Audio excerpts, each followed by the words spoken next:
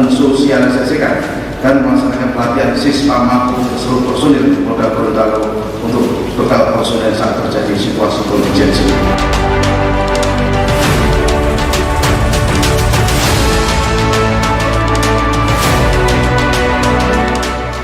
Jadi sekali lagi kami Kapolda mengucapkan terima kasih kepada PLO3 dan tim atas semuanya, dan kami juga mohon maaf bila selama di sini PLO3 dengan tim apa yang kami kurang memuaskan.